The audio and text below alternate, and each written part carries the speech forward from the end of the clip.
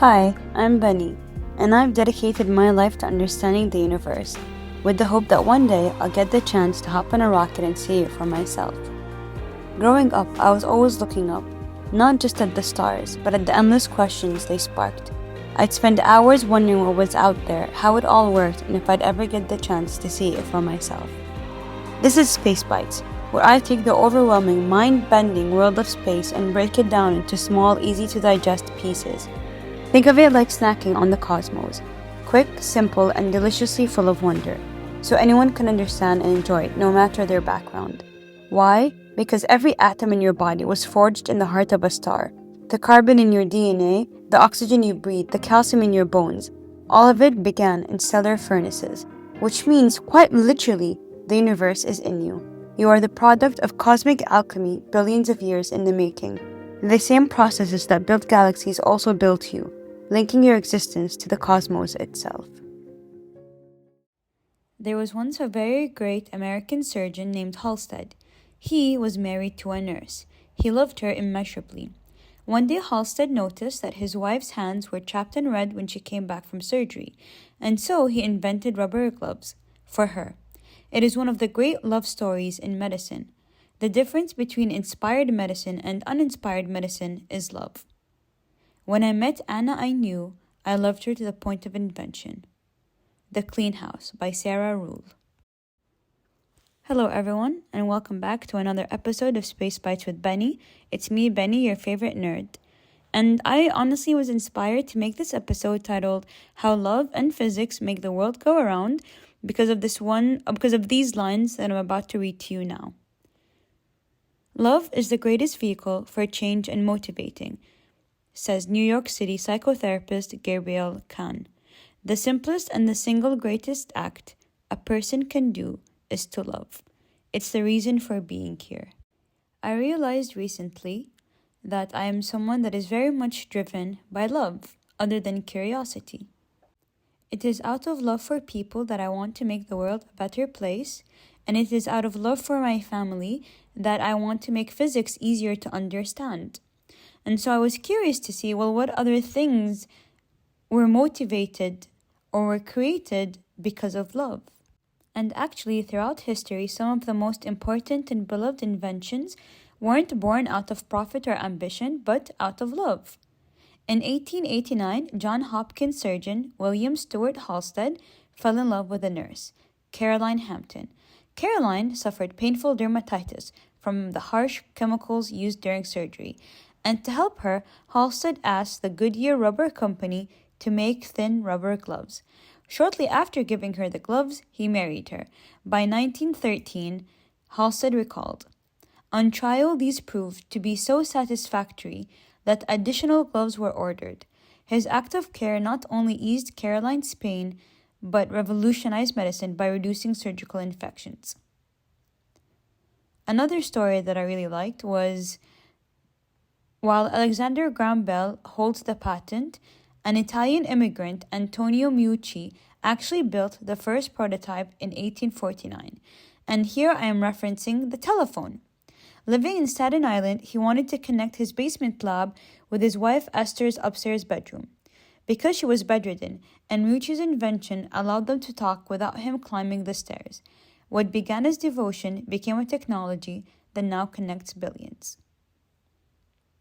Story number 3 is actually the online game Wordle, where in 2021, Brooklyn software engineer Josh Wardle created a small word guessing game as a gift for his partner Palak, who loved word puzzles. He never intended it for the world, but when he shared it online, it exploded in popularity, and within months, millions played daily, and the New York Times bought it for a 7-figure sum. A game made for love became a global ritual. You may not know this, but Band-Aids were also created because of love. In 1920, Johnson & Johnson employee Earl Dixon noticed his wife Josephine often cut and burned herself in the kitchen. Gauze and fabric wraps were clumsy and inconvenient, so Dixon attached gauze to adhesive strips, an act of care that became the modern Band-Aid, now used in every household. And lastly are sugar cubes, where in 1843, Jacob Brad invented the sugar cube in Moravia. His wife injured herself hacking at the solid loaves of sugar common at the time, and to protect her, he compressed sugar into neat, easily breakable cubes. A domestic gesture changed how the world sweetens its drinks. And so, from gloves to phones, games to bandages, even sugar cubes, love has kind of quietly reshaped our everyday lives. So people say that love makes the world go around. As a physicist, I can tell you that that's not exactly true. For centuries, Newton's laws of universal gravitation explained why Earth circles the sun. Every mass pulls on every other, and Earth is forever falling towards the sun but missing because of its sideways motion. But Einstein actually gave us the deeper truth. Gravity isn't a force at all, it's the curvature of spacetime. The sun bends the fabric of spacetime, and the Earth simply follows the straightest possible path, a geodesic in that curved geometry. And here the curved geometry refers to the curved fabric of spacetime. And so this picture explains puzzles that Newton's picture of gravity could not. For example, Mercury's orbit. Imagine Mercury tracing an oval around the sun, kind of like a racetrack. Newton's gravity almost explains it, but each century, that oval, Mercury's orbit around the sun, would shift a tiny bit. Newton couldn't explain this leftover wobble, but Einstein curved spacetime predicted it exactly, which was 43 arcseconds per century. And so this wobble is being caused by the fact that the sun's mass creates this curvature in the fabric of spacetime, and Mercury is simply following that geodesic. It's simply following that curvature in the geometry. Another example is GPS satellites. The clocks inside GPS satellites actually go faster than clocks on Earth's surface. Why? Because spacetime is less curved up high, where Earth's gravity is weaker. And without correcting for that difference, the maps that we have on our phones would be off by several kilometers every day. And finally, Earth's spin dragging spacetime. And think of it like stirring honey with a spoon. The honey which is close to the spoon gets dragged around. So Earth does something very similar to this, where as it spins, it drags space-time just a little bit, which twists the paths of satellites and gyroscopes nearby. So here's the bottom line. The Earth doesn't really orbit the sun because it's being tugged like a ball on a string. It orbits because space-time itself is curved by the sun's mass. And Earth is simply following the straightest possible path in that curved geometry. It's like holding up a carpet and pinching it at the center. That's, if you want to imagine that, that's kind of what a curved geometry of spacetime would look like. Another thing to note is that in physics, mass and energy shape spacetime. Mass shapes the curvature of spacetime, and energy drives every process, from the burning of stars to the motion of galaxies, and without them, nothing in the universe really evolves, which is very similar in our own lives. The energy that we give out through our words, our actions, and even our presence shape the space around us. When we're generous, positive, and kind, we're effectively adding usable energy into the system, which reduces disorder and creates stability.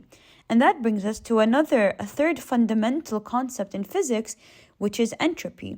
And it's one of the most profound concepts, and it's something that I really should have mentioned sooner.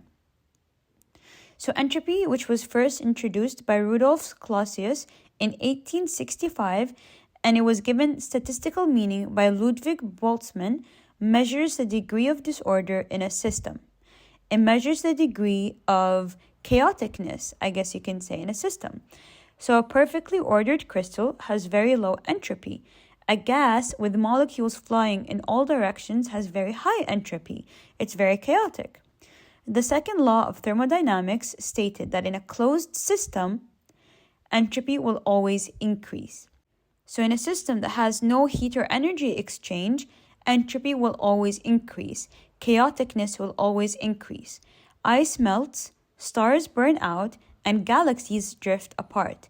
Left alone, the universe tends towards equilibrium, a state of maximum disorder where no useful work can be done. Living systems, however, like us, are not really closed. We're not exchanging energy and heat. We resist entropy by constantly importing energy. food, sunlight, oxygen. Without this constant input, order collapses into chaos. And so human relationships behave in a very similar way. If we leave them unattended, they naturally move towards disorder. Misunderstandings accumulate, distance grows, and connections weaken. But when we invest energy, for example, like calling a sibling or sharing a meal with friends, having patience in a conflict, or simply showing up for the people that you love, you reverse that drift, you reverse the chaoticness, you decrease the entropy. And in physics, mass and energy shape the very fabric of the universe. And in life, the energy we choose to give, whether it's kindness, care, or love, shapes the social and emotional space that we live in. However, both require constant input, and neither can be taken for granted. Physics explains the structure of the universe, but physicists themselves have often turned to love, romantic, familial, or companionship as the anchor that gave their work meaning. And so to, end this episode, I'll tell you some of the really interesting love stories of some very well-known physicists in history. Starting off with Richard Feynman and his wife, Arline Greenbaum. Feynman, who was one of the most brilliant physicists of the 20th century, creator of the Feynman diagrams in particle physics, married his high school sweetheart, Arline, in 1942. Despite her tuberculosis diagnosis, and he worked on the Manhattan Project during the day and visited her whenever he could. However, she died in 1945 at just 25 years old. 16 months later, he wrote her a private letter that he never mailed, but it was found only after his death among his belongings, and in it he confessed the following: "I adore you, sweetheart. I know how much you like to hear that, but I don't only write it because you like it. I write it because it makes me warm all over inside to write it to you." And it ended with a devastating line: "Please excuse my not mailing this, but I don't know your new address." Even a man who could calculate the paths of subatomic particles was able to find love beyond calculation. Another example is Marie and Pierre Curie. So they're remembered for their pioneering work on radioactivity. However, their scientific achievements grew out of a deep partnership. When they got married in 1895, Pierre wrote to his wife Marie, "It would be a beautiful thing to pass through life together, hypnotized in our dreams, your dream for your country, our dream for humanity, our dream for science." Their shared devotion fueled the discovery of radium and polonium and won them both a Nobel Prize. Their love and work were inseparable. Another story is Albert Einstein and his wife Mileva. So Einstein's first wife, Mileva, was also a physicist, and she was actually one of the very few women in the field at that time. So even though their relationship later soured, in the early years, their letters show a shared passion for physics. Einstein once wrote to her, "How happy and proud I will be when we both together have brought our work on relative motion to a victorious conclusion." Whatever the debates about her contributions, it's clear that their partnership shaped Einstein's most creative period. There's also James Clerk Maxwell and his partner Catherine Dewar. So Maxwell was the Scottish physicist who unified electricity and magnetism, found in his wife Catherine the stability that allowed him to pursue his work.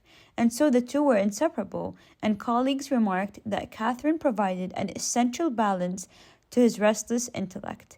Maxwell once described her companionship as his chief happiness, grounding a man whose theories would transform physics. And lastly, and this one has some moral questionabilities, but it's okay, what is Erwin Schrödinger's story in the Alps? And so Erwin Schrödinger, the Austrian physicist famous for the Schrödinger equation, which is the foundation of quantum mechanics, in 1925, after a turbulent period in his personal life, he retreated with one of his lovers to the Alps, specifically to a mountain cabin in Arosa, Switzerland. It was during this secluded escape, where he was wrapped up in passion and isolation, that he worked through the mathematics that led to wave mechanics, one of the two great formulations of quantum theory. And so the irony, I think, is very stark in this story. One of the coldest, most abstract equations in physics was conceived in the heat of a love affair, in the stillness of the mountains. It's a reminder that even the driest symbols on a blackboard often carries very human origins, born in the messiness of love, longing, and desire. And so from Feynman's grief to the curious partnership, from Einstein and Mileva's intellectual bond to Maxwell's steady marriage and Schrödinger's alpine retreat, physics has always been entangled with love. Equations may describe nature's laws, but it's human connection that often provides the energy to discover them.